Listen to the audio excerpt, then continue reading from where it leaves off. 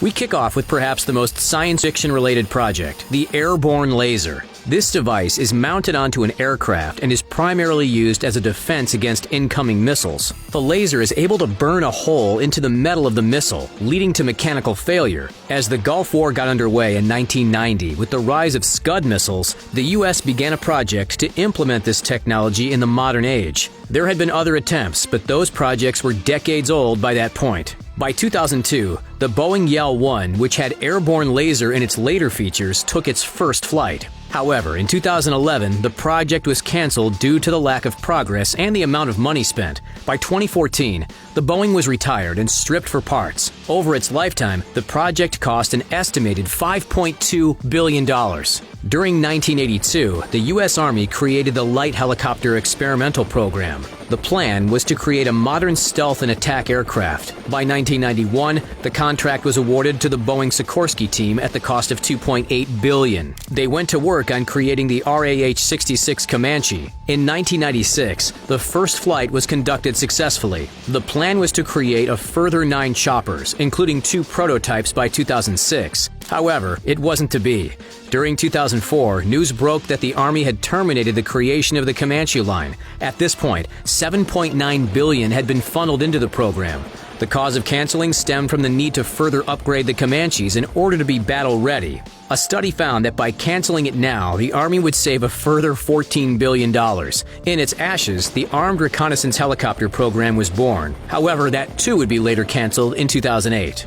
By 1995, the U.S. Army was looking to replace the M109 Paladin, a self-propelled howitzer. After all, this model was first made in 1963, so they got to work on creating the next generation, the XM2001 Crusader. On top of the main Crusader, the program would also create a resupply vehicle. The Crusader itself was meant to highlight modern safety features as well with its composite armor and fire suppression system. For the more attacking side, the design was also going to have an increased autonomous function and digital processing to increase accuracy. By 2002, the U.S. had planned to build 480 Crusaders for the price of $11 billion, with the plan being that Crusaders should be battle-ready by 2008. Yet only a few months after the mass order, the program was scrapped. The main issues seem to be the Crusaders' lack of mobility and accuracy. Altogether, the program is said to have cost $2.2 billion. The Future Combat Systems program was a large-scale attempt at modernizing the U.S. military. Many different projects were involved, such as the creation of manned and unmanned vehicles, as well as changing the equipment and uniform of their soldiers under the Future Force Warrior project. The Future Combat Systems, or FCS project, was formally introduced in 2003, yet only 6 years later, the program was scrapped during 2009. The FCS project was meant to last until 2030. However, after $18.1 billion was plowed into it, with little progress, the project was pulled. Afterwards, the various projects within the FCS were allocated to different programs. The Ground Combat Vehicle program, as the name suggests, was in charge of the vehicle aspects. That too was later canceled. It's believed that similar modernizing and canceled programs like the FCS has cost around $32 billion between 1995 and 2018. In the 1980s, the U.S. Marines wanted to create a modern amphibious assault vehicle. The idea was for the vehicle to be released at sea by an assault ship.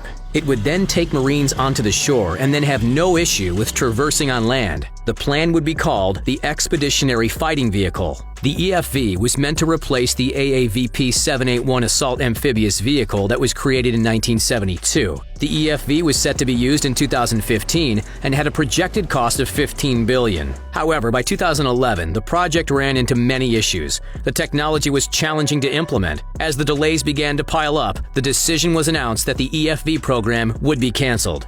By that time, $3.3 billion had already been spent. The program was later replaced with the Amphibious Combat Vehicle Project, with BAE Systems and Iveco winning the contract in 2018. One of the most important aspects in the military is real-time intelligence gathering about the enemy's position. With the success of the Joint Surveillance Target and Attack Radar System, also known as the Joint STARS airplane, during the Gulf War in 1991, the U.S. Air Force wanted to create a modern version. In 2003, the initial $215 million contract was won by Northrop Grumman, Boeing, and Raytheon. They came up with the E-10 multi-sensor command and control aircraft. This model was set to combine sensor signals with ground and air radar tracking, then send real-time updates to ground troops. It was due by 2011, but by 2007, budget cuts came, and the E-10 project was scrapped. Around $1.9 billion was spent in total. The Air Force went back to the Joint Stars planes and decided to upgrade the model instead.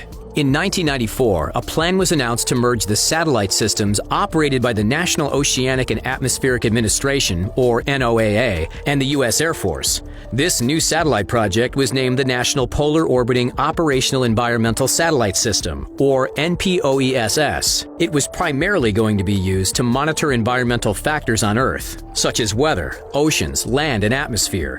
This merger was meant to save the U.S. billions of dollars. The first NPOESS satellite was penciled in to be launched in 2013. However, there were regular delays in its production. As a result, the cost began to skyrocket. In 2010, the U.S. government announced the NPOESS project was to be canceled. At this point, $5.8 billion had been spent on the failed concept. The project was then split into other programs, one of which was the Defense Weather Satellite System. This too was later canceled in 2012 and replaced by another program variation. On top of using the Air Force One airplane, the U.S. president also has Marine One in the shape of a helicopter. In 2005, plans went ahead to create a new fleet for Marine One. The winning design was the VH-71 Kestrel, yet not long after, the production was hit with delays and a steep rise in costs. In 2008, the estimated cost of the project reached $11.2 billion for 28 choppers. Each one would cost $400 million. In 2009, the overall estimated cost increased further to $13 billion. Due to the exorbitant fees and poorly received early helicopters, the project was canceled. $3.7 billion had already been spent on the failed concept. 9 VH-17s were delivered to the U.S. Navy. As a way to recoup some of the lost money, in 2011, the U.S. sold the somewhat completed helicopters to Canada for $164 million. They plan to use the VH-71s as spare parts for their CH-149 Cormorant fleet. During 2001, the Next Generation Cruiser, also known as the CGX program, was announced by the U.S. government. The U.S. Navy was looking to replace the Ticonderoga-class cruiser, which had been in commission since 1983, and the Airlie Burke-class destroyer, which had been used since 1991. 9 CGX ships were ordered to begin with. The design of the ships would later inspire the Zumwalt-class destroyer that was created in 2016 for $22.5 billion. Only 3 of the Zumwalt were actually finished. Over the years, the CGX program struggled to find direction and was split into a number of smaller projects. Eventually, by 2010, the CGX program was scrapped altogether. Around $200 million had been spent on it up to that point. Instead, the U.S. decided to purchase additional, more modern versions of the Airlie Burke-class destroyer.